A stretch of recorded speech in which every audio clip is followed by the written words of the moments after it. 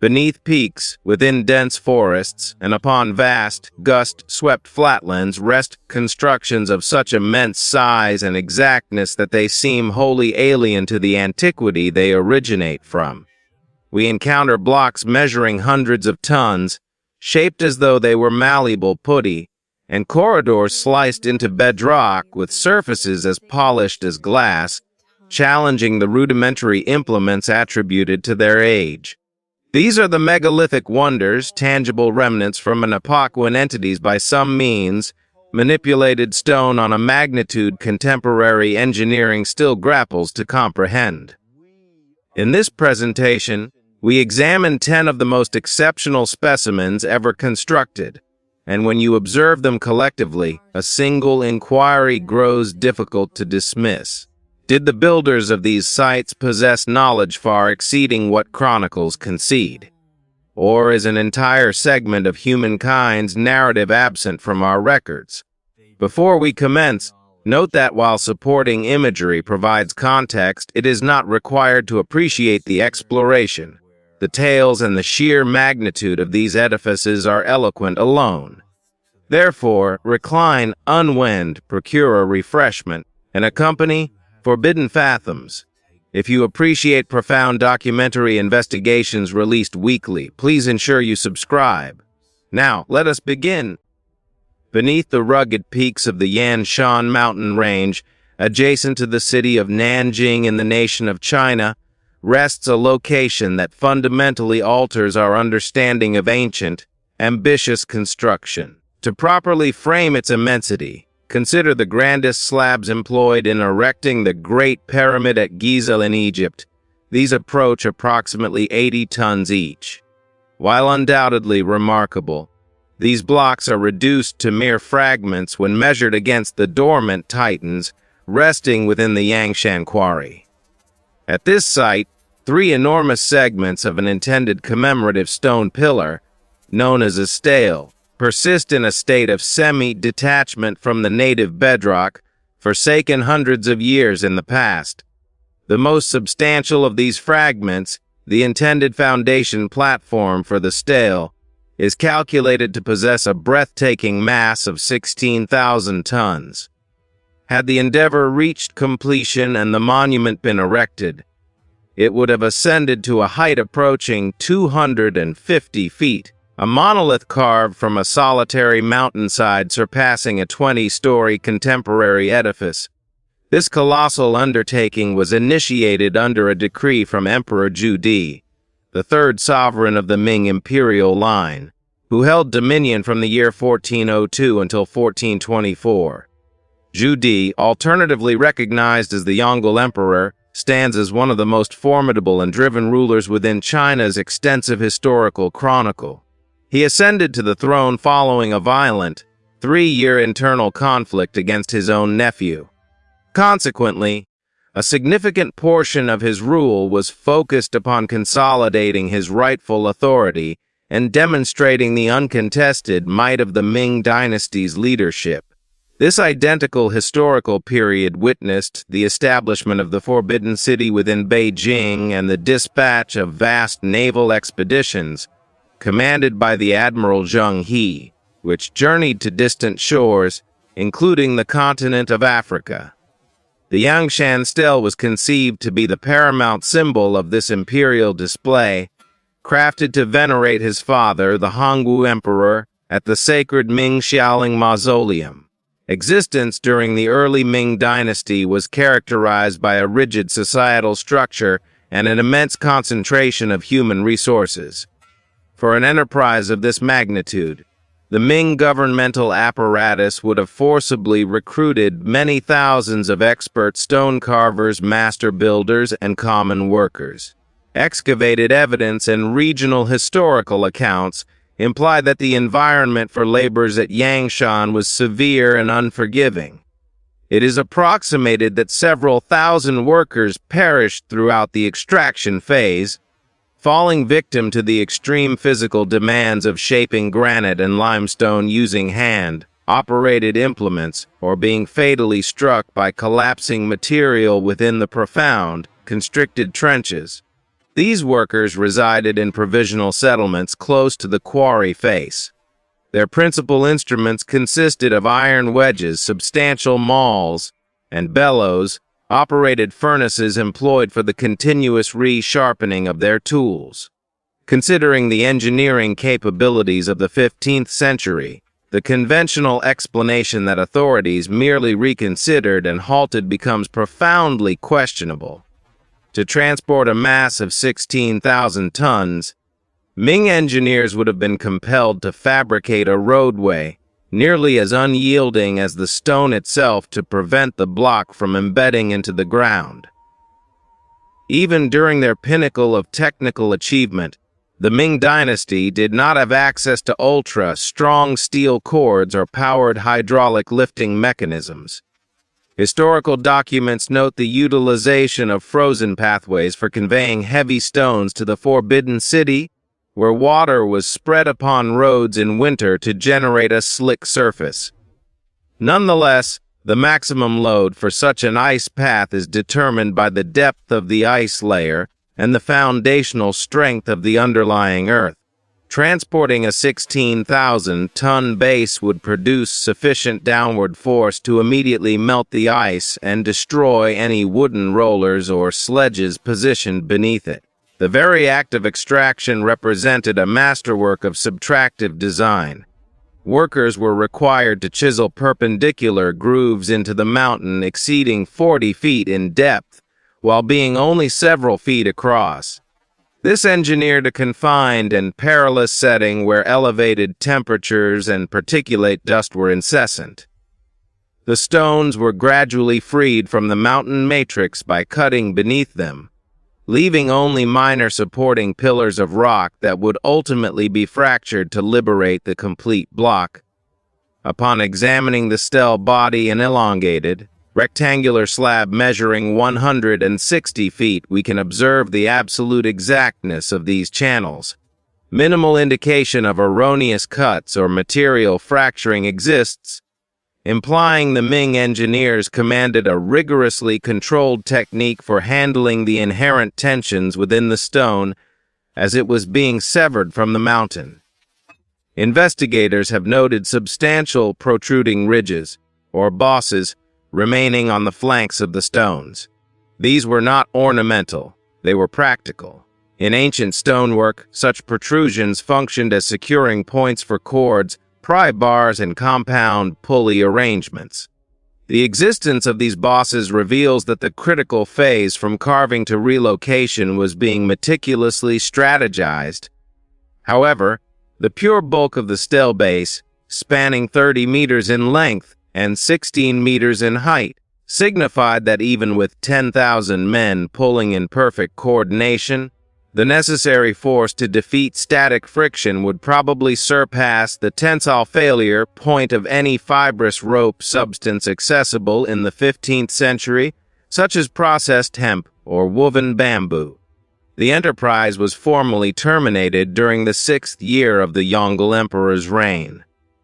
While the predominant historical account references the logistical infeasibility presented by the weight, certain scholars highlight a drastic reorientation of the empire's central aims. In the year 1421, Zhu permanently transferred the imperial capital from Nanjing to Beijing. The concentration of the state's assets pivoted toward building the new capital city and protecting the northern frontiers from invasions by Mongol forces. The Yangshan quarry was deserted in its current state, a semi-complete framework of a monument. This circumstance prompts a more profound inquiry: why was such a patently unachievable mission ever commenced initially? Ming engineers were internationally renowned specialists in constructing bridges and canal systems. They would have comprehended the load, bearing limits of their technology and infrastructure. The scale of Yangshan implies it was an effort to duplicate, or even exceed, the megalithic accomplishments of prior dynasties, or perhaps even forgotten cultures predating recorded history. We observe 800-ton stones relocated at Baalbek and 1,000-ton obelisks moved in ancient Egypt. Yet, by the 1400s, the Ming engineers, despite their sophisticated mathematics and enormous naval power, could not finalize the task. This demonstrates that by the 15th century, the particular heavy lifting methodologies utilized by earlier megalithic cultures had been completely erased from human knowledge. The Yangshan Quarry is not simply an unsuccessful monument.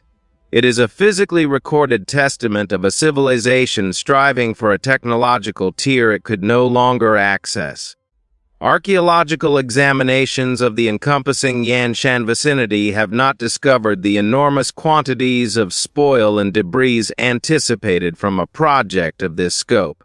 While a portion of the waste rock was likely utilized for the neighboring Ming Shaoling Mausoleum, the total volume of stone excavated to separate these three components is estimated in the hundreds of thousands of tons.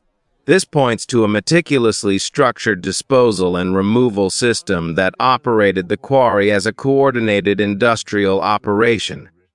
The location endures as the planet's most immense instance of incomplete megalithic labor, supplying a scarce, motionless snapshot of antiquated industrial methodology before it was quieted by the logistical truths of the Ming epoch.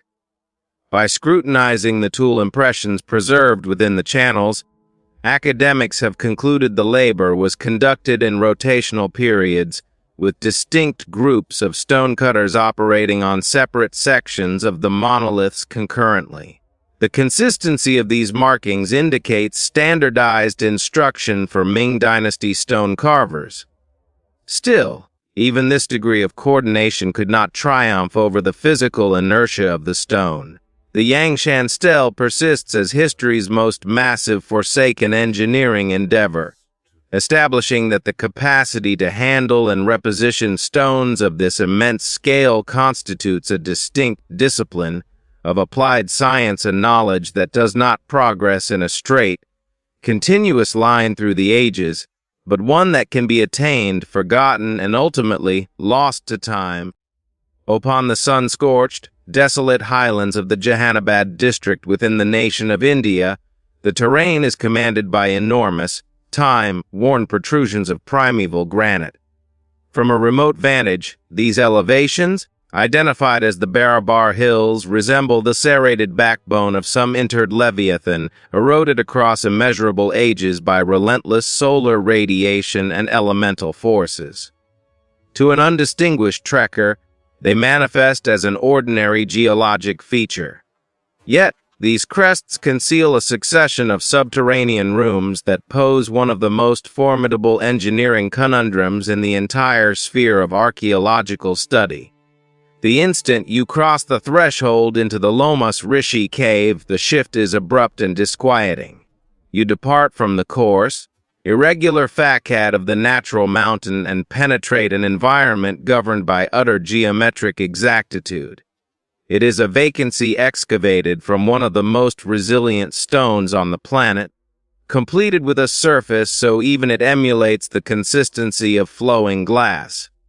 The technological chasm evident here is challenging for contemporary investigators to align with the accepted historical chronology of this area. Granite registers a 7 upon the Mohs scale of mineral hardness, signifying its structural defiance is surpassed solely by substances such as topaz, sapphire, and diamond. Nevertheless, the interior surfaces of these caverns are not merely even.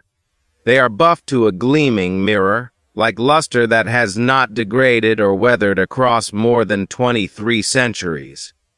Even under faint illumination, the partitions seize the gleam of a flame with the sharpness of a contemporary lens.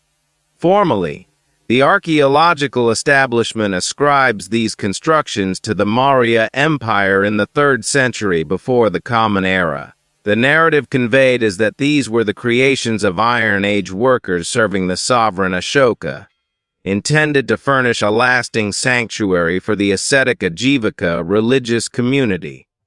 However, the tangible truth of the stone provokes substantial queries regarding the implements accessible during that epoch.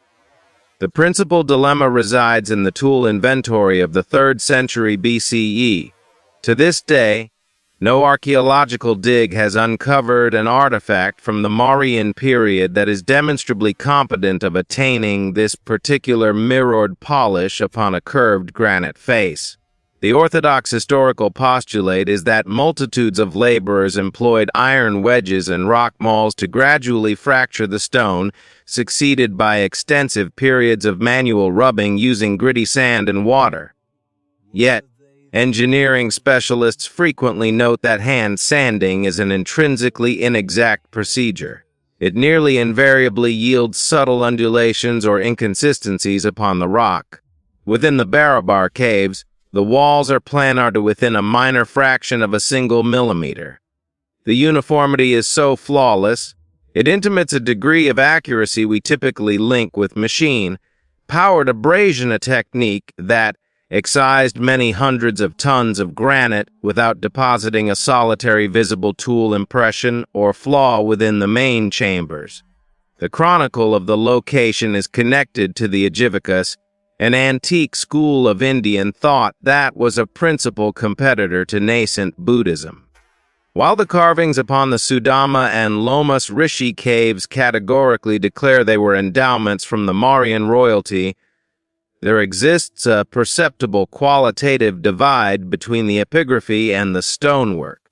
The inscriptions are comparatively shallow and rudimentary when juxtaposed with the consummate engineering of the rooms themselves. This incongruity has prompted certain scholars to probe whether the Mauryans were the inaugural builders or if they were appropriating a site already established. While conventional archaeology steadfastly maintains the Mauryans were the designers, the absence of any preparatory locations or progressive stages in stonecraft at the site renders this a singular, insulated apex in Indian architectural history. Beyond the visual flawlessness, the genuine aberration of Barabar is the acoustic design. These were plainly not meant to be elementary dwellings or storage areas. They are reverberant spaces engineered with a command of physical principles that seems strikingly sophisticated for the period. Stationed at the core of the Sudama or Lomas Rishi caves, even a hushed utterance is seized and magnified by the stone. A deep frequency drone or a sudden handclap produces a resonance that can persist for multiple seconds, reflecting off the polished granite surfaces with a distinctness that can unsettle human hearing. This was not a coincidental result of burrowing into a mountainside. The particular oval and circular shapes of the chambers imply that acoustic resonance was a fundamental design objective. Investigators have pondered the notion that the architects comprehended the piezoelectric attributes of quartz, infused granite, the occurrence whereby physical stress or oscillation upon the stone can induce a minor electrical potential. By sculpting these precise forms into the living bedrock, they fashioned an environment that engages with sonic energy in a remarkably particular manner. The excavation of these hills was an immense logistical undertaking to manipulate sound waves, plausibly for specific ceremonial or physiological impacts upon the human psyche. While we are merely commencing to decipher the connection between mineral resonance and neural function, the proof at Barabar indicates that someone 300 years prior was already commanding these concepts in the heart of the Indian hinterlands. The archaeology of the site is further entangled by the complete lack of a developmental trajectory. Typically, when a civilization acquires a novel proficiency, we witness proof of their advancement adjacent to the site more primitive, diminutive versions where they honed their technique. At Barabar, there exist no trial caves. The endeavor commences at an apex of perfection. There are 4 primary caves in the Barabar assembly: Karan Chapar, Lomas Rishi, Sudama, and Vishvakarma, alongside 3 additional ones nearby at Nagarjuni. Each one exhibits the identical unattainable finish. Even the incomplete Lomas Rishi cave discloses a disconcerting particular. The labor was deserted midway through carving the entryway arch. yet the interior sections that were finalized are already burnished to ideal smoothness. This infers that the polishing might not have been the concluding phase of a protracted operation, but possibly an integral component of the primary excavation methodology itself. When one attempts to reproduce this work with the tools allotted to that era, the official historical account encounters a significant obstacle. Iron Age chisels are fundamentally ineffective against the compressive fortitude of granite. They lose their edge and fracture almost instantly. To achieve a mirrored finish on arched, three-dimensional planes necessitates high-velocity abrasive contact that modern engineers would only undertake using specialized grinding apparatus.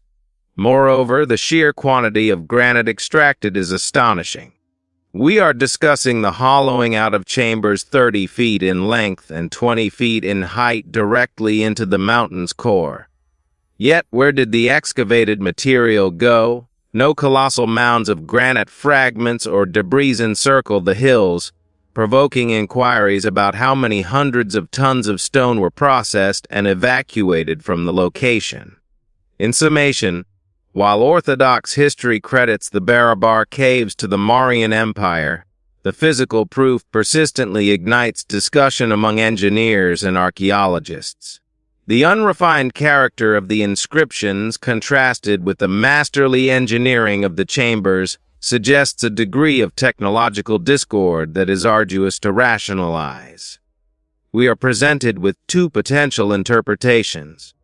Either the Mauryan workers wielded a vanished method for working granite that has never been located in the archaeological registry, or they were employing structures that pertain to a far more ancient, exceedingly advanced tradition. Irrespective of which conjecture you endorse, the Barabar caves persist as a testament to a zenith in human aptitude, a mastery over mineral and resonance in methods that continue to perplex and mystify us in the contemporary age. At the solitary eastern extremity of the island of Tongatapu rests an edifice that contests every preconception regarding the technological boundaries of the Pacific Islander civilizations. Designated as the Ha'amonga Maui, or the Burden of Maui, it is an immense trilithon assembled from three colossal coral limestone slabs. Two vertical columns uphold a horizontal lintel, which is securely fastened utilizing profoundly hand-cut mortise and tenon joinery. The construction rises roughly 17 feet high and carries an approximated mass of 30 to 40 tons. Frequently termed the Stonehenge of the Pacific, it epitomizes a tier of megalithic stonecraft that appears utterly anomalous on a secluded island where the chief building substances were historically wood, palm fronds, and woven thatch. The formal archaeological chronology ascribes the assembly to Tukutui, the 11th sovereign of the Tugi-Tonga Empire circa 1200 AD. This epoch signified the zenith of the Tongan Maritime Empire, an interval when the monarchs of Tonga projected authority across an expansive portion of the Pacific, encompassing regions of Fiji, Samoa, and the Cook Islands. Nonetheless, the ancestral narratives of the Tongan populace propose an alternate viewpoint. Oral histories assert the stones were not indigenous, but were conveyed across the sea from Euvea Island by the demigod Maui himself.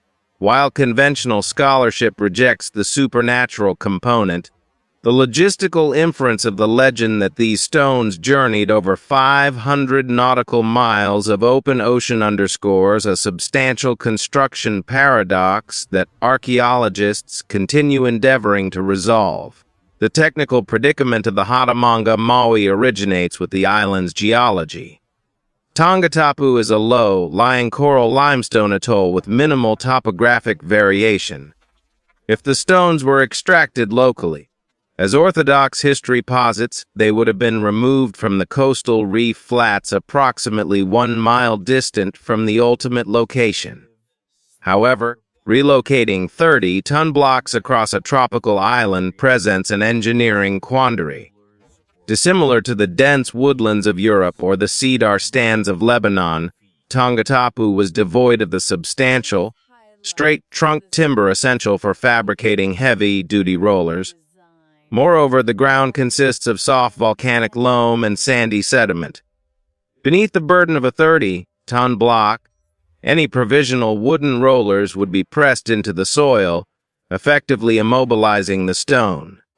The engineering exactitude of the trilithon is frequently disregarded in favor of its mere magnitude. The lintel is not merely poised atop the pillars, it is inset within them. The architects carved deep recesses into the summits of the uprights to guarantee the crossbeam could not shift or become displaced by the recurrent seismic activity or tropical cyclones that assail the region.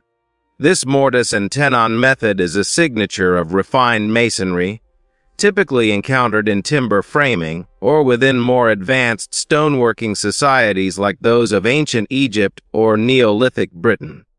Accomplishing this in coral limestone, a substance that is brittle and inclined to fracture under uneven stress, demanded a degree of meticulousness and foresight that contradicts the portrayal of a primitive island culture. The principal rationale history may be erroneous concerning the isolation and simplicity of the Tongan people resides in the structure's function as a solar observatory.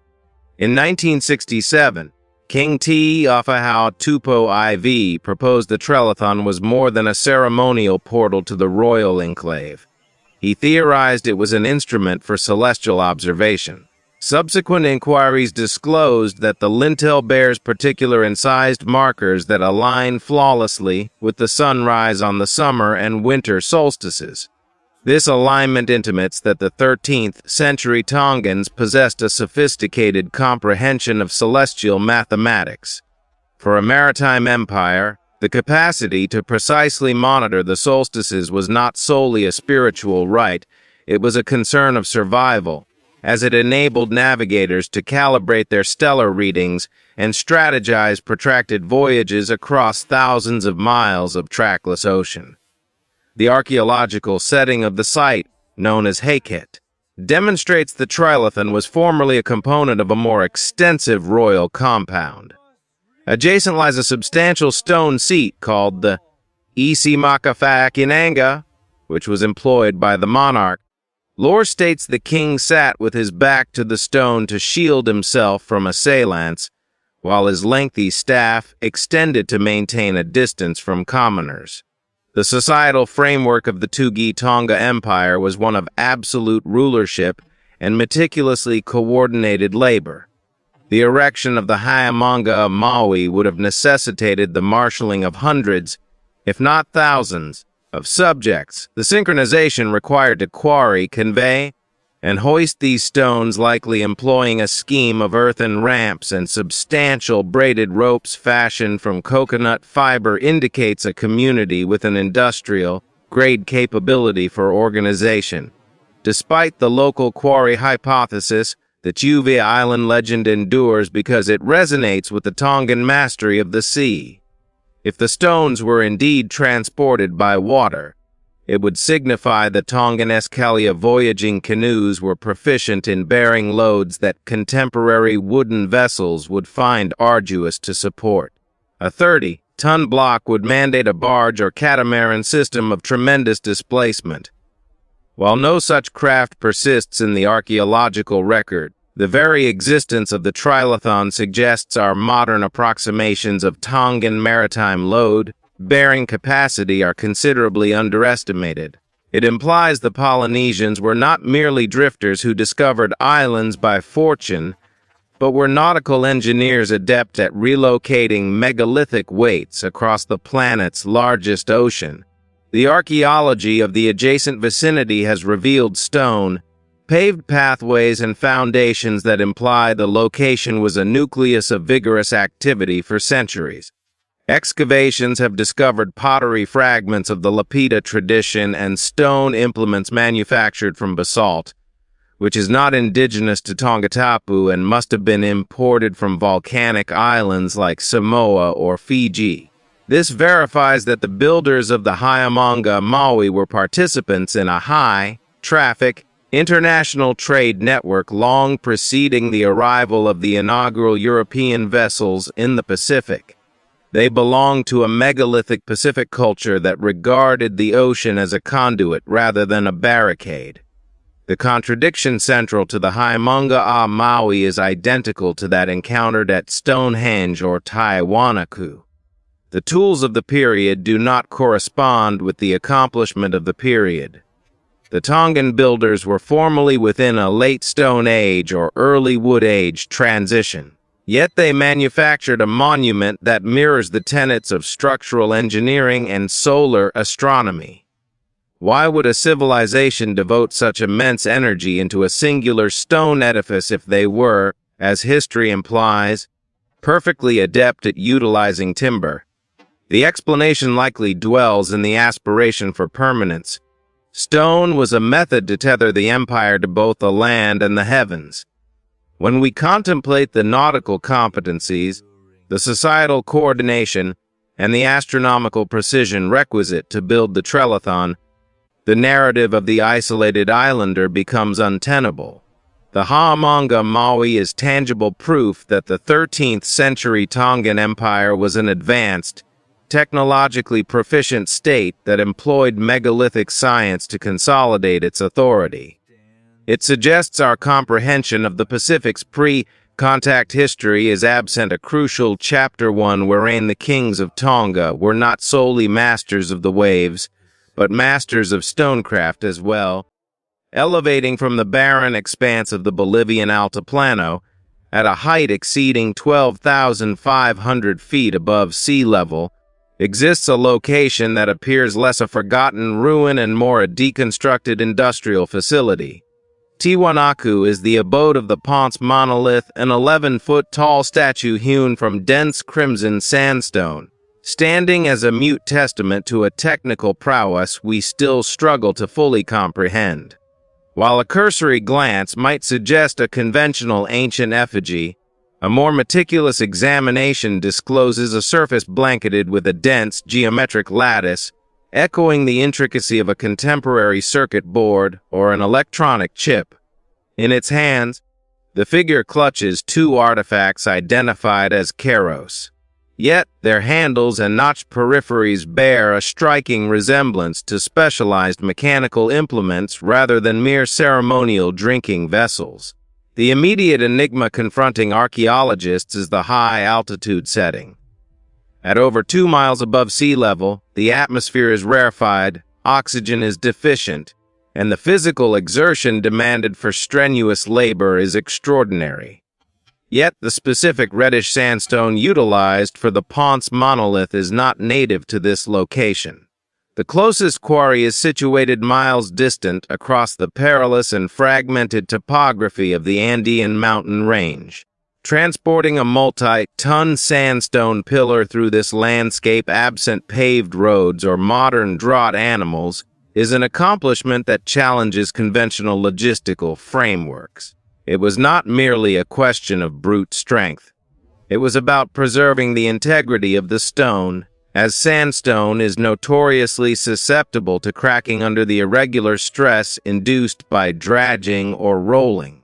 Directing our focus to the neighboring structures, the technical exactitude escalates from remarkable to seemingly implausible. A brief distance from the monolith lies the Pumapunku complex, renowned for its H-shaped blocks. These are immense slabs of sandstone and andesite that have been incised with such extreme fidelity they resemble three-dimensionally printed modular units. They exhibit flawless internal right angles, perfectly linear grooves, and boreholes spaced with mathematical uniformity. Many of these stones were engineered to be interconnected by metallic cramps, molten copper or bronze poured into pre-carved eye-shaped receptacles. This is not the handiwork of a culture confined to stone mallets. It is evidence of a sophisticated, prefabricated assembly process. The precision inherent in these H-blocks constitutes the primary evidence that the mainstream historical chronology is overlooking something fundamental. When gauged with modern set squares, the internal angles of the cuts are perfect to within a fractional degree. considering that andesite is a volcanic rock, significantly harder than copper. It remains ambiguous how a culture ostensibly lacking tempered steel or diamond, tipped instruments could achieve such surgical incisions. To fabricate a 90-degree internal angle within a stone of this hardness necessitates a high-velocity abrasive or a cutting technique that sustains unvarying, extreme pressure technologies that recorded history asserts did not exist in South America 1,000 years ago. The orthodox historical dating of 500 to 1000 AD has been substantially contested by astronomical evidence uncovered at the site. Arthur Poznański, among the most devoted scholars of Tiwanaku, noted that the Kalasasaya Temple, where the Ponce monolith resides, was constructed as a colossal solar timepiece. By computing the alignment of the temple's foundational stones with the sun during the solstices, he discerned a slight yet significant deviation from the contemporary celestial arrangement. Employing the established rate of alteration for Earth's axial tilt, Poznański deduced the temple was originally aligned to the sun's position as it manifested around 15,000 BC. This astonishing date positions the Ponce monolith and the surrounding urban complex deep within the last glacial epoch. It intimates that Tiwanaku is not a late-stage Indian society, but a remnant of a considerably more ancient, global zenith in human capability. Should the 15,000 BC date hold accuracy, it signifies the builders were master astronomers who comprehended the precession of the equinoxes and protracted celestial cycles. This caliber of mathematical knowledge does not emerge spontaneously from a rudimentary agrarian community. It is the distinguishing feature of a civilization that has been scrutinizing the firmament for millennia. The methodology of construction also indicates a forfeited science. Certain material scientists have proposed the builders did not carve the stones conventionally, but instead utilized advanced geopolymer chemistry, essentially a form of liquid stone. By pulverizing local sandstone and amalgamating it with mineral adhesives, they could have poured the blocks into molds, accounting for the impeccable uniformity of the H-blocks and the finely etched details on the Ponce monolith. This would resolve the logistical impossibility of conveying massive stones through the thin mountain air, as the raw constituents could have been transported in smaller, manageable sacks before being cast on location. Conversely, indigenous legends speak of a celestial fire and a golden wedge that permitted the ancient builders to soften stone until it could be molded like clay. While this resonates as mythology, the vitrified and glossy surfaces discovered on some joints at Tiwanaku imply the application of extreme heat. Whether they employed chemical polymers or thermal softening, the outcome is identical, a command of materials science we are only now starting to replicate with modern industrial chemistry. The archaeology of the site further discloses that Tiwanaku was once a principal port on the banks of Lake Titicaca, which has since retreated several miles. The vestiges of stone wharves and canal systems suggest a high-altitude maritime empire functioning in a world where the geography appeared profoundly different from today. Excavations have also unveiled raised field systems, a refined agricultural technology employing water channels to modulate soil temperature, enabling crops to flourish during the frigid altiplano nights. This was a culture that did not merely endure a severe environment, they comprehensively re-engineered it. What renders the Ponce monolith so profoundly significant is the palpable sense that it embodies a missing epoch in human evolution.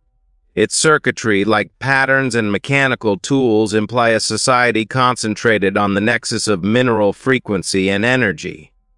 Was it a portrayal of a high priest? Or was it a commemorative sculpture of the engineers themselves, grasping the implements that empowered them to transform a mountaintop into a machine of stone? In numerous traditions, such figures are credited with bestowing the arts of civilization upon a primitive world. Observing the monolith, One feels as though they are viewing a portrait of those very instructors, a monument not to mysticism, but to the applied science of a forgotten age.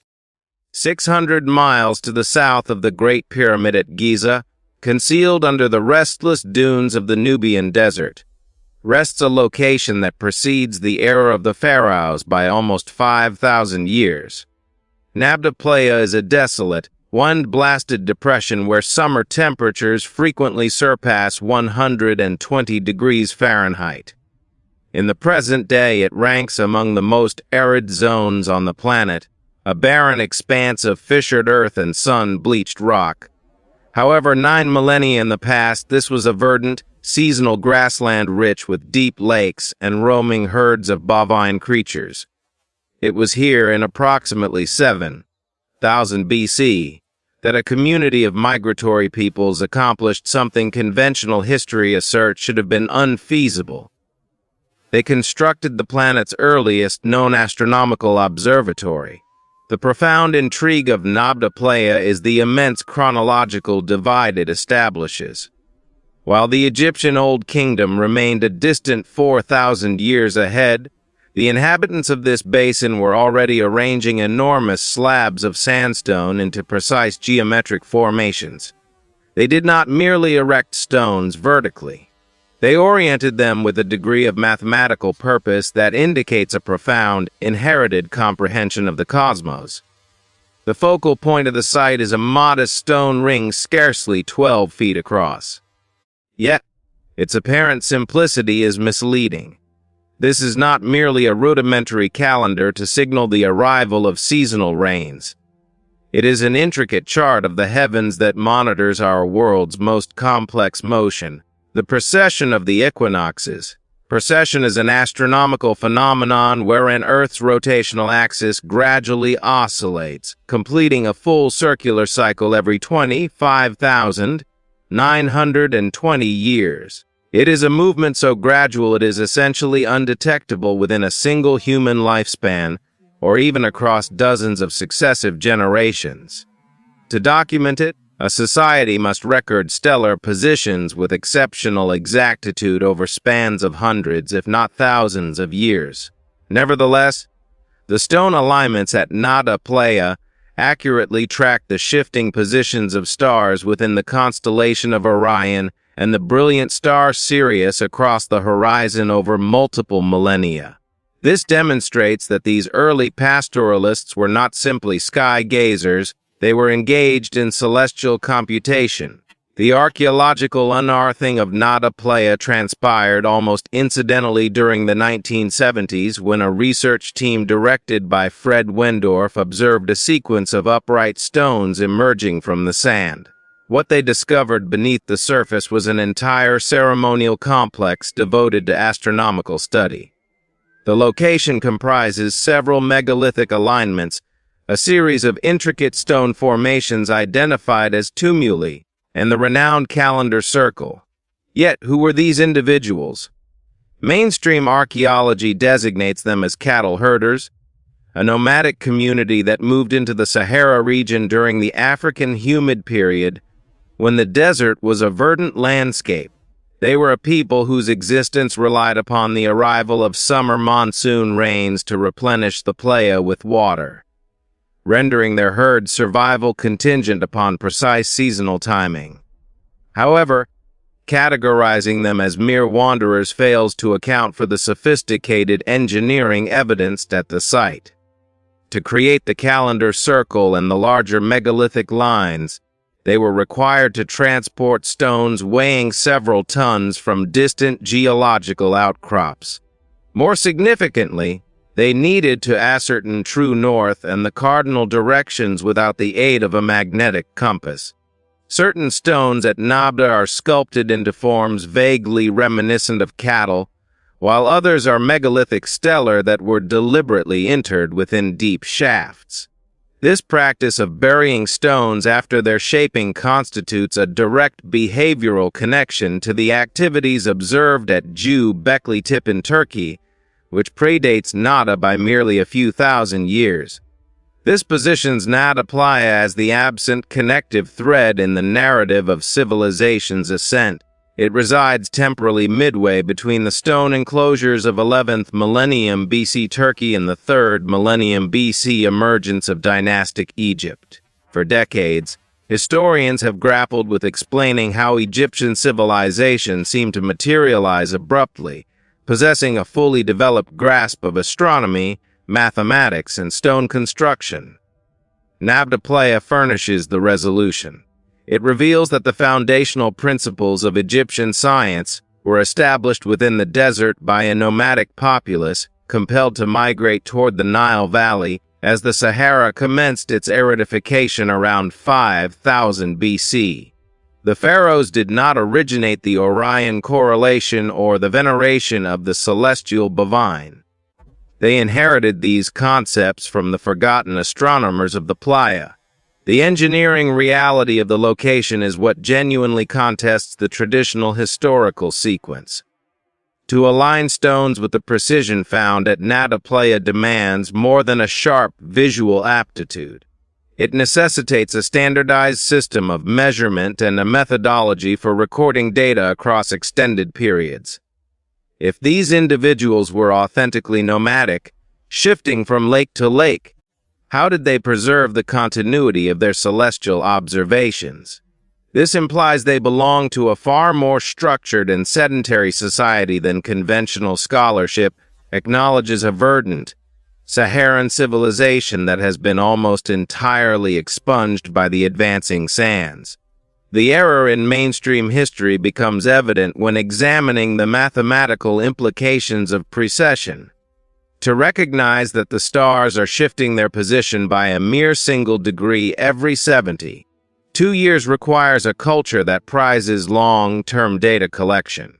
This thrusts the inception of civilization's intellectual apex deep back into the glacial epoch. It proves the human intellect was already capable of elevated abstract thought and celestial cartography long before the advent of cities, written language, or the wheel. Educational doctrine teaches that the Neolithic Revolution was a gradual shift from foraging to agriculture. Yet Nabta Playa suggests it was an epoch of intense scientific exploration. The archaeology of the complex structures at the site uncovers something even more disquieting. Excavations beneath some of the larger stones revealed evidence of ritualistically sacrificed cattle. Yet beneath others, excavators found only a sizable, sculpted physiographic stone, a rock deliberately shaped by the builders to resemble a specific form, then buried profoundly within the earth. This reflects a tier of ritual planning that extends far beyond the necessities of a survival-focused nomadic group. They were treating the terrain itself as a medium for their astronomical diagram, tethering the stars to the ground in a manner designed to endure for 10,000 years. Furthermore, the alignment of the stones at Nabta Playa is not merely an approximate correspondence. Computer simulations have demonstrated that around 6000 BC, the stones pointed with surgical exactness toward the stars of the Big Dipper, Orion, and Sirius. This was not a primitive sundial. It was a cosmic timekeeper. If the site was constructed in successive stages, as the archaeological evidence indicates, it signifies that for over 2,000 years, successive generations returned to this precise point in the desert to revise their celestial map and refine their calculations. This variety of multi-millennial endeavor requires a degree of cultural continuity that mainstream history typically attributes solely to the great empires of the Bronze Age. Considering the environmental context renders the accomplishment even more remarkable. The Nabta people existed on the periphery of a transforming world. As the monsoon rains began to diminish and the lake started to contract, their observation of the firmament likely evolved into an obsession, a quest for patterns within a world growing increasingly unpredictable. Their capacity to track Earth's precession may have been their method for attempting to comprehend the long, short-term climatic cycles that would ultimately force them to abandon the desert permanently. The site endures as one of the most consequential archaeological zones on Earth, not due to its physical scale, but because of what it symbolizes. It is a bridge traversing the vast void of the Neolithic period, linking the advanced stonework of the Glacial Age to the very dawn of recorded human history. It stands as a silent testament to a forgotten chapter where nomadic herders, under a relentless sun, first mapped the slow, grand wobble of our world among the stars. Within the tranquil, undulating countryside of County Carlow, Ireland, rests an edifice that transforms our comprehension of Neolithic logistics through its sheer, concentrated mass. Unlike the expansive arrangements of Stonehenge or the Giza pyramids, the Brownshill dolmen is a singular, isolated phenomenon. It is comprised of several standing stones upholding an enormous granite capstone, which currently resides at a slanted pitch, one extremity settled upon the earth, the opposite end elevated by vertical supports. While it may resemble a basic prehistoric burial chamber, the numerical figures associated with this location elevate it beyond the sphere of primitive assembly, and into a classification of engineering we continue to find challenging to quantify. The principal characteristic of Brownshill is the capstone itself. Hewn from a solitary block of indigenous granite, its mass is approximated to lie between 100 and 150 tons. This renders it the most substantial megalithic capstone on the European continent and, potentially, among the heaviest ever raised in the prehistoric global context. To contextualize 150 tons, consider the mass of an adult blue whale at full capacity, or roughly 100 medium-sized automobiles. In the contemporary era, should a construction team require elevating a 150-ton granite slab to a height of 6 feet, they would summon a multi-million-dollar mobile crane or a specialized hydraulic lifting apparatus. In 4000 BC, however, the builders allegedly achieved this utilizing nothing beyond unassisted human strength, timber, and soil. The dominant historical rationale for how such a feat was accomplished typically invokes the earthen ramp hypothesis. The concept posits that the upright stones were positioned within an excavation, after which a colossal soil ramp was erected ascending to their summits. The capstone would subsequently be hauled upward along this incline by hundreds of workers employing ropes and wooden rollers. Once the stone was situated, the earth was removed, leaving the dolmen standing. While this narrative appears feasible within academic literature, applying fundamental physics and material science to a load of 150 tons reveals the theory confronting considerable mechanical obstacles. First, one must consider the rollers. To displace 150 tons across the yielding Irish terrain, timber rollers of exceptional density, likely oak or elm, would be requisite. The pressure exerted by 150 tons upon minimal contact points is colossal. Under such immense weight, the wooden fibers would plausibly be compressed into pulp, or the rollers would be forced profoundly into the ramp's soil, effectively immobilizing the stone.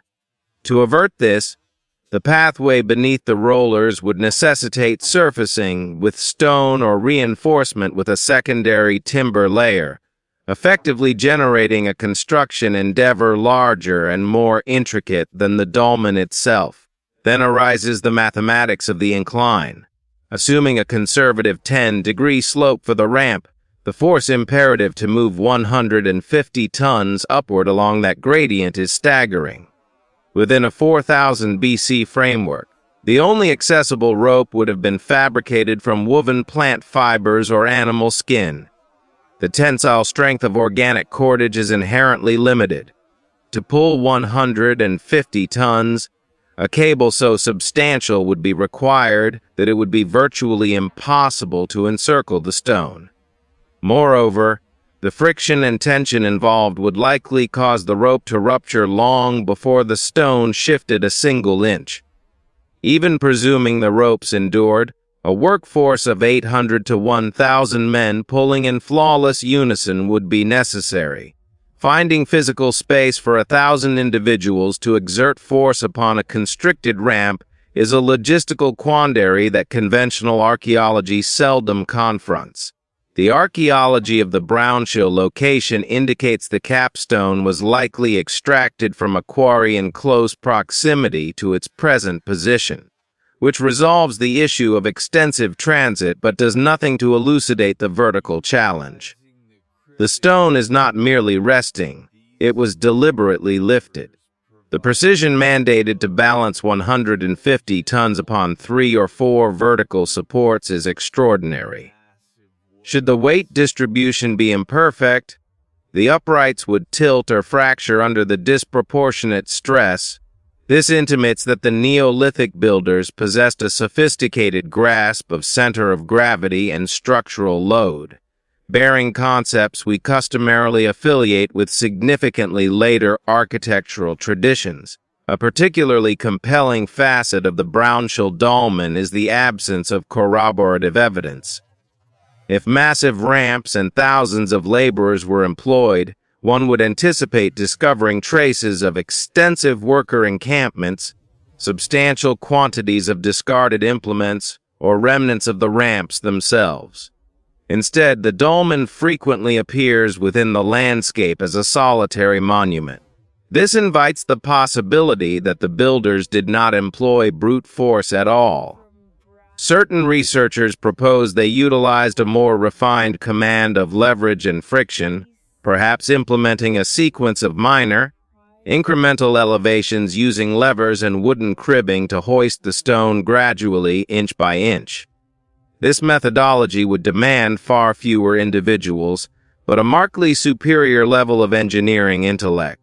The reason history is likely mistaken in its appraisal of these people as primitive is discovered in the structure's longevity. Brownshill has endured for 6,000 years. It has withstood centuries of Irish climate, seismic activity, and human intervention. The reality that the stones have not subsided or collapsed under the enormous burden of the capstone verifies the foundations were excavated and fortified with a vision for permanence. These were not nomadic peoples haphazardly assembling stones. These were engineers constructing for eternity. The existence of Brownshill alongside other immense Irish dolmens, such as Polnabrone or the portal tombs of the Burren, intimates a pervasive megalithic science prevalent throughout Neolithic Europe. We witness identical principles of moving and elevating massive stones in Brittany, Spain, and Malta. This implies a shared corpus of knowledge concerning the manipulation of mass, which appears to lack a distinct point of origin within the archaeological record. It materializes abruptly, attains a zenith of monumental stone movement, and then gradually transitions into smaller, more manageable construction methodologies. Within professional documentary discourse, Brownshill is often neglected because it lacks the ostentation of a pyramid. Yet, from a physics standpoint, it is arguably more astonishing.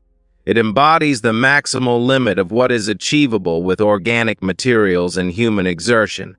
If 150 tons genuinely represents the ceiling of Neolithic capability, then the inhabitants of County Carlow reached that apex 6 millennia ago. They demonstrated that iron or electricity are not prerequisites for environmental mastery. One merely requires a flawless understanding of the lever and the wedge. The archaeology of the site persists under study, though much of the surrounding area remains unexcavated to preserve the monument's integrity. What we ascertain is that the location likely served as a communal focal point for centuries, a place of interment, ritual, or perhaps a territorial demarcation. It stands not as a relic of simplicity, but as a testament to a forgotten sophistication where a profound understanding of physical law was carved and then hoisted into the enduring granite heart of the Irish landscape. To comprehend the authentic essence of the Giza Plateau, One must look beyond the immense size of the Great Pyramid and concentrate on the earth underfoot. Dispersed across the basalt and granite paving stones of the plateau are artifacts that the mainstream archaeological chronology finds difficult to rationalize. These are not golden effigies or elaborate sculptures, but something considerably more revealing: industrial residue. We are examining boreholes and saw incisions within rose granite, one of the most resilient substances on the planet that display traits characteristic of high-velocity mechanical machining. If one disregards the myths and simply observes the physics inherent in the stone, the Giza Plateau stops being a primitive sepulcher and begins to resemble a high-technology construction zone that was abruptly deserted. The mechanical proof is engraved directly into the rock in the configuration of spiral furrows discovered inside hollow drill cores. When a contemporary core drill penetrates a material, it leaves a helical trace known as a feed rate, which quantifies the depth the drill descends into the substance with each complete revolution. In 1883, Sir Flinders Petrie, the progenitor of modern Egyptology, executed a meticulous examination of these cores and reached a deduction that still unsettles the discipline. He noted the spiral grooves in the Giza granite were incised under such tremendous pressure that the drill was sinking into the stone 500 times more rapidly than a contemporary diamond-tip drill could accomplish today. Petrie was not a speculator, he was a painstaking surveyor, and his measurements disclosed a degree of force and velocity that would have immediately fractured any copper implement. The Petrie observation endures as the single most consequential piece of evidence for forfeited technology in Egypt. Within his own 19th century notes, Petrie conceded that the sheer efficacy of these cuts could only be clarified by jeweled saws and drills functioning under thousands of pounds of downward pressure. He recorded that the grooves were not mere scratches but profound, continuous channels that spiraled downward through the granite without interruption. To achieve this, the cutting edge of the drill would necessitate being harder than the granite itself, and the motor or whatever was propelling the bit would have to be potent enough to sustain constant torque against incredible resistance. This is the very definition of power tool technology manifesting in the 3rd millennium BC. The reason the traditional historical narrative is mistaken becomes a matter of fundamental materials science. The official elucidation provided to the public is that the Egyptians employed copper saws and tubular drills combined with an abrasive like quartz sand to gradually erode through the granite. While it is accurate that sand and copper can eventually grind through stone, it is a slow, laborious procedure that yields a smooth, polished surface. It categorically cannot generate deep, uniform spiral grooves with a rapid feed rate. The abrasive slurry method is a grinding operation, not a cutting one. What we witness at Giza is a high-speed penetration of the material that bit into the stone and traversed it with the facility of a modern industrial press. The scale of this enterprise is also frequently overlooked. We are not discussing merely 1 or 2 holes. We are referencing hundreds of core, drilled specimens and thousands of linear feet of saw cuts. Within the basalt paving stones near the foundation of the Great Pyramid, one can locate run-out marks where a circular saw exceeded its intended cut. These saw markings reveal a blade diameter of several feet, moving through the rock with a precision that leaves the surface impeccably level.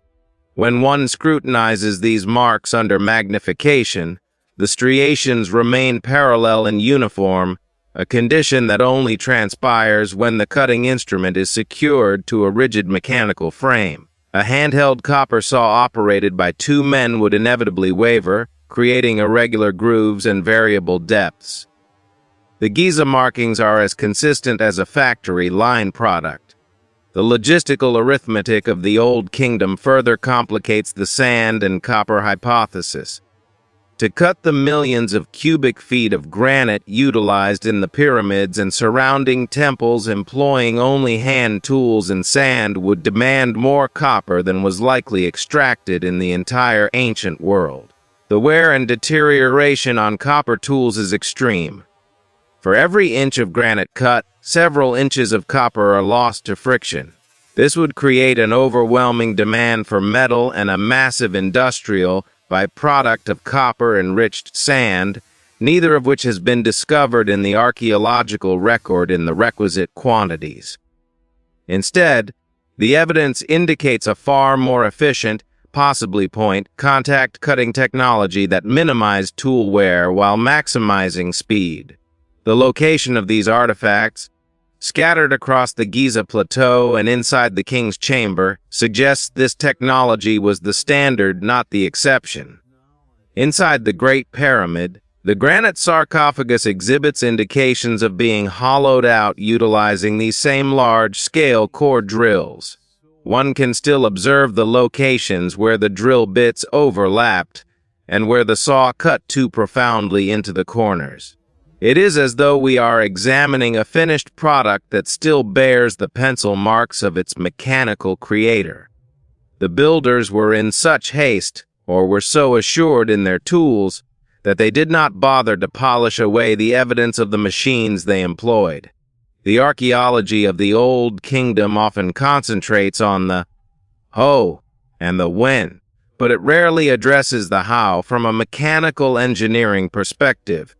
For a prolonged period, the absence of iron or steel in the archaeological record was used to substantiate the claim that the Egyptians must have used copper. Yet this disregards the possibility of an alternate branch of technology. Just as we have progressed from mechanical saws to lasers and water jets, the incontrovertible evidence at Giza intimates the Egyptians utilized a form of energy, or a material science we have yet to rediscover. Whether it was sonic drilling, high-frequency vibration, or a lost alloy harder than diamond, the physical outcome is etched into the granite for anyone to see. Sir Flinders Petrie himself was so unsettled by the implications of the core drills that he speculated about the use of emery or corundum fixed into the teeth of the saws. But even with those abrasives, the feed rate remains an impossible variable. One can possess the hardest teeth in the world, but without the mechanical force to impel them into the stone, one will not achieve those deep spiral grooves. A Stone Age label for this period is effectively a misnomer. One cannot produce industrial-grade machining without an industrial-grade infrastructure to support it. The core drills prove that history is not a slow, linear ascent from primitive to advanced. Instead, it appears we are observing a zenith of technology that occurred early in the Egyptian narrative and then gradually faded from use. The later dynasties never replicated the precision or the velocity of the Old Kingdom builders. By the epoch of the New Kingdom, the ability to cut granite with this degree of mechanical efficiency was already a distant memory. The Giza Plateau is, in effect, a necropolis of a high-technology civilization, where the tombstones are the very machines and tools that constructed it, their indelible signatures preserved not in papyrus, but in the unyielding heart of the stone itself. Upon the diminutive Mediterranean island of Malta, historians confront an engineering enigma that predates the Egyptian pyramids and the monument of Stonehenge by in excess of 1 millennium. The terrain is speckled with singular, cloverleaf-configured temples such as Archim and Manadra, erected using limestone blocks weighing over 50 tons. Within these edifices, archaeologists have uncovered the so-called Fat Lady, statuettes voluptuous, often faceless figurines implying a culture profoundly attuned to concepts of fertility in the terrestrial realm. Yet, the most compelling indication of advanced ancient science is situated 11 meters beneath the surface, within the Al-Saflieni hypogeum. This is a 3 tiered subterranean complex excavated directly into the living bedrock with a degree of precision suggesting it was significantly more than a mere burial chamber. The narrative of the island's archaeological revelation underwent a pivotal shift during the early 20th century. In 1902, laborers excavating a cistern for a new residential development in the town of Pala inadvertently breached the ceiling of the hypogeum. Their discovery was an astonishing multi-level complex concealed for thousands of years. Subsequent excavations ultimately disclosed that the site's construction commenced around 4000 BC, rendering it among the most ancient and intricate subterranean structures on Earth. The builders did not merely hollow out arbitrary caverns. They meticulously reproduced the architectural motifs of the surface temples, sculpting imitation wooden beams, curved ceilings, and formalized portals into the solid limestone. Conventional archaeology assigns the inception of this temple building epoch to approximately 3600 BC. The principal technical conundrum here is the absolute absence of an evolutionary phase. The archaeological record indicates simple agrarian communities inhabiting the island around 5000 BC. Then, without any discernible intermediary stages, the Maltese populace commenced relocating stones the dimensions of small dwellings. Transporting a 57-ton slab of limestone across Malta's rugged coastal landscape necessitates a sophisticated comprehension of friction and equilibrium. However, the only implements recovered from this period are elementary flint scrapers and spherical stone balls employed as rollers. This establishes a profound chasm between the rudimentary tools and the industrial magnitude of the constructions. The Al-Safliani hypogeum stands as the primary evidence for what resembles forfeited acoustic technology. The complex was deliberately carved from limestone to echo the surface temples. One particular zone, designated the Oracle Room, incorporates a petite, hand-sculpted niche functioning as an acoustic resonator. When a low-frequency tone is produced within this niche, the vibration propagates throughout the entire stone complex. Scientific analysis conducted by independent investigators has verified that these chambers are acoustically tuned to resonate at precisely 110 Hz. This specific frequency is likely not coincidental. In contemporary neurological research, 110 Hz has been demonstrated to transiently alter activity within the human brain, shifting it toward a more meditative, theta wave state. The architects of the hypogeum were effectively engaging in a form of sonic engineering. They utilized the inherent density of the limestone and the particular geometry of the rooms to generate a space capable of physiologically influencing its occupants. This implies a command of acoustic physics we do not customarily ascribe to ancient agriculturalists. They were harnessing the earth itself to transmute the human voice into a tangible force. The identity of the people responsible for these structures is intertwined with indigenous folklore documented long before the advent of modern archaeology. Maltese legends ascribe these megaliths to a race of giants. One tale recounts a giantess named Sansuna, who purportedly conveyed the massive stones of Gantija from a distant quarry while subsisting on a diet of wild honey. While these narratives are frequently regarded as mythology, the recurrent motif of giants within nearly every global megalithic culture from the Andes to the Pacific indicates a collective memory of an era when these colossal stones were moved with a facility that appeared superhuman to subsequent generations. It suggests a recollection of a specific technology that permitted the manipulation of immense weights before that knowledge was lost. The astronomical data from sites like Manadra renders the timeline even more intriguing.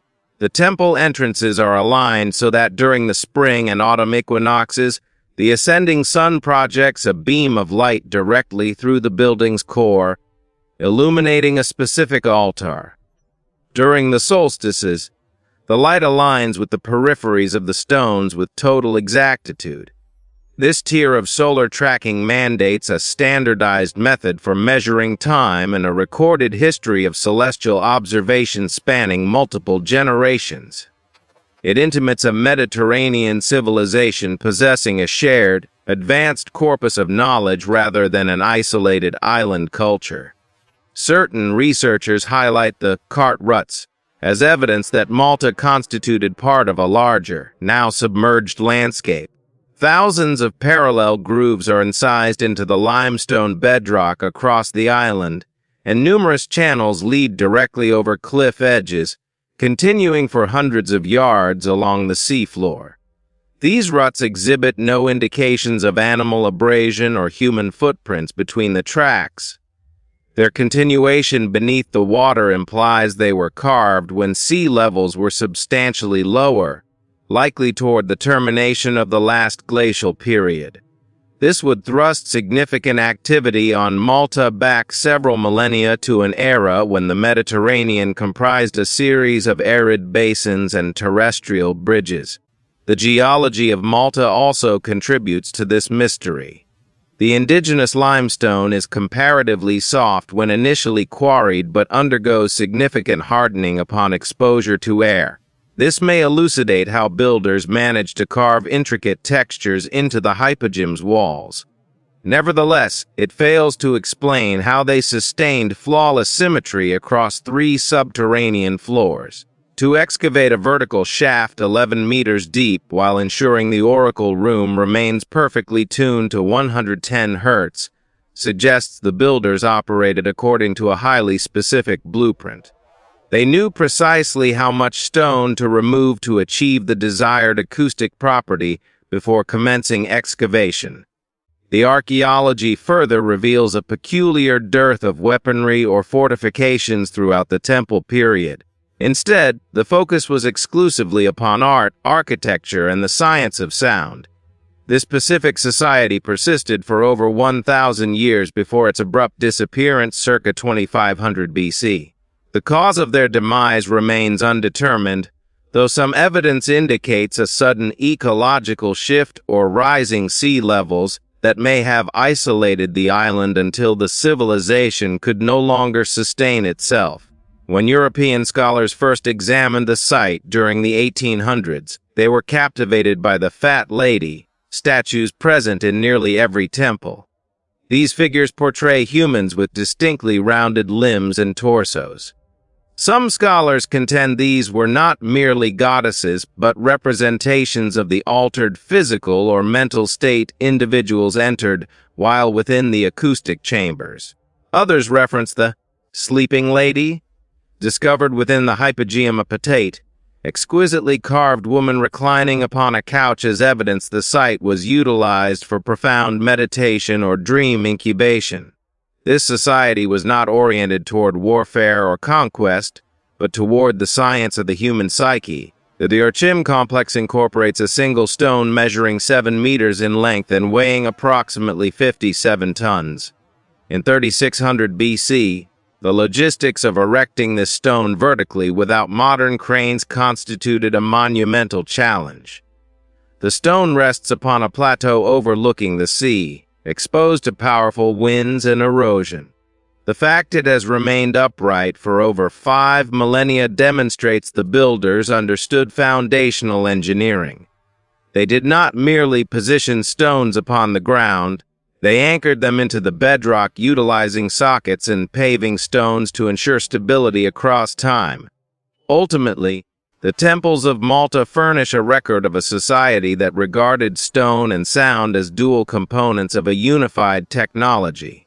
The 110 Hz resonance of the hypogeme and the 50-ton stones of Archim constitute physical proof that over 5,000 years ago, a culture was already mastering principles of physics we are only now beginning to comprehend anew. Malta was not merely a remote outpost. It was a nexus for a sophisticated tradition that employed the Earth itself to bridge the divide between construction materials and human biology, crafting spaces where architecture, astronomy, and acoustics converged in silent, stone testament to a forgotten pinnacle of human endeavor. Within the southern extremities of the Kuznetsk-Alatau mountain range in Siberia, a revelation has surfaced that menaces to shatter every pre-existing benchmark of human engineering. Gornaya Shoria harbors a sequence of granite walls incorporating some of the most colossal individual stones ever formally recorded. While the global community has long marveled at the 800-ton blocks of Baalbek, or the 1,000-ton stone of the pregnant woman, in Lebanon those megaliths are effectively diminished by the Siberian colossi. Certain granite blocks assembled at Gornaya Shoria are approximated to weigh in excess of 3,000 tons, masses so substantial that contemporary industrial cranes would be incapable of elevating them within their present environmental context. The sheer magnitude of these stones constitutes merely the inception of the anomaly. The walls ascend to heights of 130 feet, with the blocks arranged in a fashion reminiscent of conventional stonework. They exhibit acute 90-degree angles and planar surfaces that conjoin with uniform seams extending for hundreds of feet along the mountain ridge.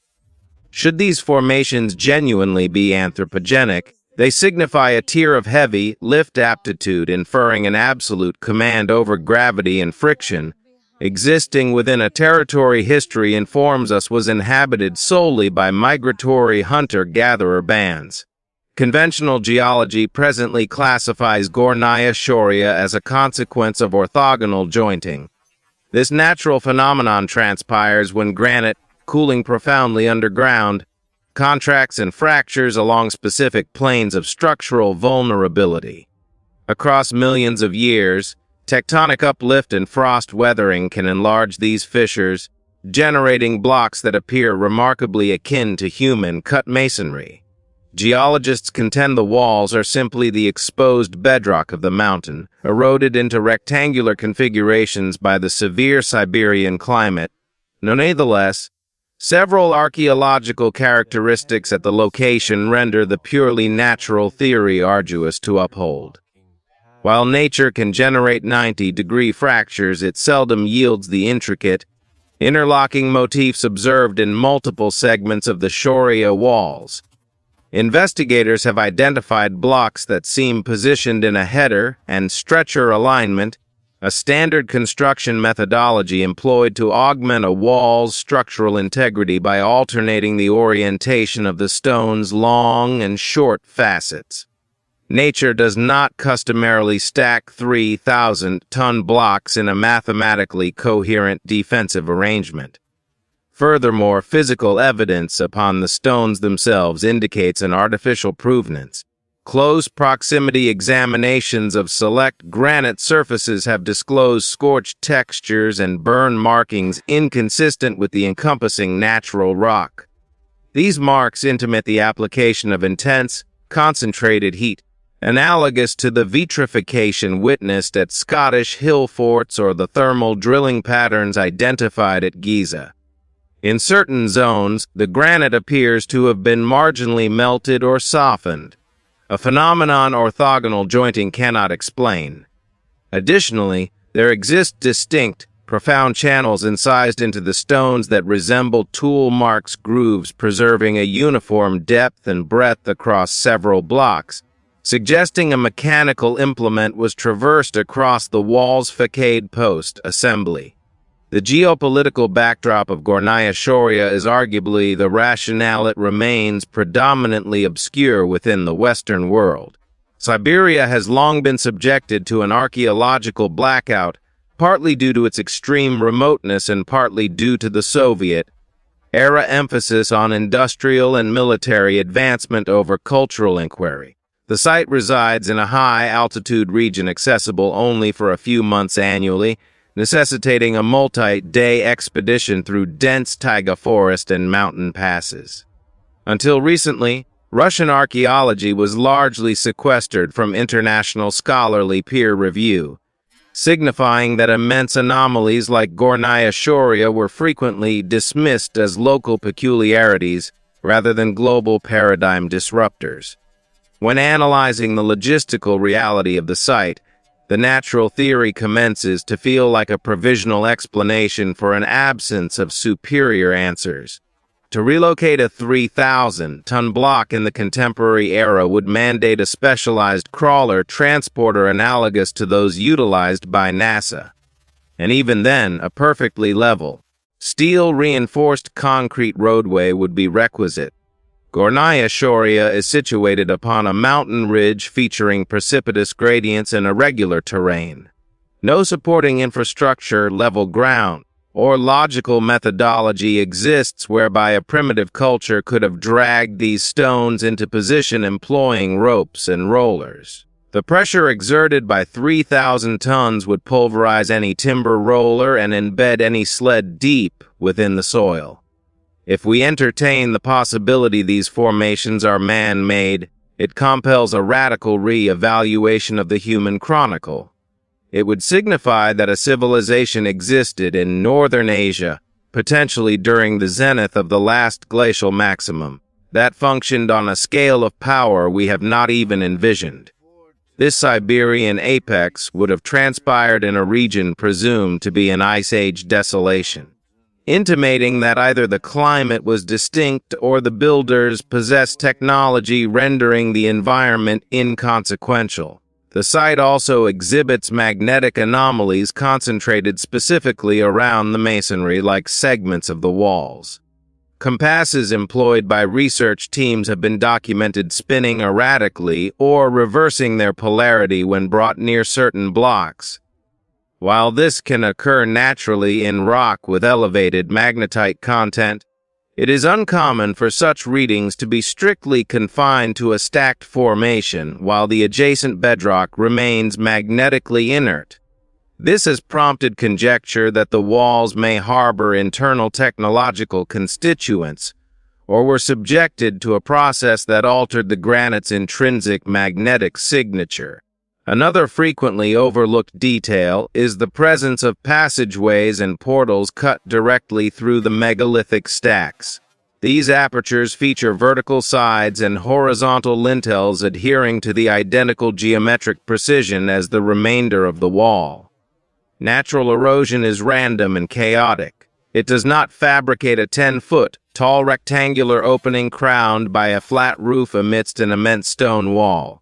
These characteristics suggest deliberate design for access, ventilation, or perhaps as components of a more expansive, complex interior chamber network awaiting exploration. The Ho behind Gornaya Shoria remains the most significant vacancy within the narrative. The indigenous shore people possess legends of ancient giants who constructed the walls, yet there exists no archaeological record of a sedentary, high-technology culture within this Siberian sector. We discover remnants of the Denisovans and early modern humans, but their toolkits are confined to stone scrapers and bone needles. A vast technological chasm lies between the peoples known to have inhabited the area and the labor evident upon the mountain. This implies the existence of a phantom civilization, a culture that bequeathed its grandest monuments but none of its smaller, portable history. The reason history is likely erroneous concerning Gornaya Shoria is ultimately a matter of scale. We are instructed to seek the cradle of civilization within fertile river valleys like the Nile or the Indus. We are informed civilization necessitates agriculture, surplus sustenance, and substantial populations. Yet Gornaya Shoria intimates that a mastery of stone and energy could have emerged within the most improbable of locales. It substantiates that the megalithic enigma was not confined to a specific region or climate. If these blocks were indeed stacked by human agency, then the peoples of northern Asia were the uncontested sovereigns of the ancient world. Manipulating weights the Egyptians and Romans would not have dared to attempt. The archaeology of the site remains nascent. Systematic excavations at the base of the walls are imperative to search for tools, organic detritus, or foundational elements that could furnish a definitive chronological date. Until such investigation is undertaken, Gornaya Shoria endures as a silent, gargantuan question carved into the Siberian wilderness, a testament not to what we understand about our past, but to the profound and unsettling magnitude of what we do not. Elevated upon the rugged high plains of southeastern Anatolia, Turkey, a territory designated as the Stone Hills, is fundamentally reshaping our comprehension of humanity's profound antiquity. While global attention over the previous decade concentrated upon Göbekli Tepe, an adjacent location named Karahan Tepe has surfaced as an even more intricate component of the archaeological enigma. Originating back to a minimum of 10,000 BC, this expansive complex was carved directly into a natural limestone crest, incorporating hundreds of erect megalithic pillars and subterranean chambers that intimate a tier of societal coordination once deemed inconceivable for the terminal phase of the last glacial period. The most arresting revelation within this lithic terrain is a sunken, quadrangular area frequently termed Structure AB. Here, the builders did not merely import stones from a distant quarry. They sculpted 11 upright, phallic pillars directly from the living bedrock, leaving them permanently affixed to the floor. Presiding over this chamber is an imposing, realistic human head carved into the western wall. The visage is stoic, possessing a prominent nose and full lips positioned to gaze directly across the room. During the winter solstice, a diminutive aperture permits the sun's rays to penetrate and illuminate this carved face, generating a theatrical interplay of light that appears remarkably sophisticated for a culture purportedly yet to discover systematic agriculture. Juxtaposing this with Göbekli Tepe discloses a divergent artistic purpose. While Göbekli Tepe is renowned for its intricate animal reliefs, vultures, scorpions, and foxes, Karahan Tepe exhibits a far greater concentration upon the human form. There exist over 250 T-shaped pillars distributed across the site, yet here the carvings are frequently three-dimensional and seamlessly integrated into the architecture. One can observe human figures bearing animals or countenances emerging directly from the stone. The floors are leveled and polished with a precision that renders the Stone Age designation feel like a substantial misnomer. This was not a habitation space. It was a refined ceremonial hub that necessitated the coordinated effort of thousands, adhering to a unified architectural blueprint. Karahan Tepe substantiates that the high-precision stonecraft of this region was not an isolated incident. It constituted part of what investigators now identify as the T-shaped pillar culture, a regional network of megalithic construction and astronomical observation that functioned 6 millennia prior to the inaugural city-states of Mesopotamia. These individuals were dedicating millions of person-hours to sculpting mountains and charting the stars. They had mastered the geometry of the circle and the physics of the lever long before they engaged in systematic farming. The scope of the labor, enveloping nearly 325,000 square feet, implies a society possessing a defined hierarchy and specialized laborers who understood how to methodically remove strata of limestone to generate colossal freestanding forms. Perhaps the most engrossing facet of Karahan Tepe is the manner in which it was treated upon its completion. Similar to numerous sites within this region, the entire complex was deliberately interred around 8,000 BC. They did not merely abandon it to the elements. They backfilled the chambers with hundreds of tons of clean earth and rubble, even positioning flat stones over the entrances to the pits to safeguard the carvings. This ritualized act of burial preserved the location for over 10,000 years. It intimates they perceived the site as an entity requiring intentional repose or protection from a significant transformation in their world. Our investigation of these 10 locations, from the mirror-polished caverns of India to the 3,000-ton blocks of Siberia and the 12,000-year-old pillars of Turkey, guides us toward a solitary, inescapable deduction. The chronicle of humankind is not a gradual, linear progression from the cave to the computer. Instead, it manifests as a cycle of magnificent pinnacles succeeded by abrupt, frequently violent, resets. We have witnessed evidence of high-velocity mechanical drilling at Giza, advanced acoustic engineering in Malta, and logistical accomplishments in China and Ireland that defy the physical laws as they were ostensibly understood within their respective eras. If you found this profound exploration into the concealed history of our world compelling, please contemplate liking this video and subscribing to Forbidden Fathoms. Your support assists us in sustaining our research and propelling future expeditions. Gratitude, as always, for your viewership. This has been Forbidden Fathoms. And, as always, until our next investigation, continue to seek the depths that history has forgotten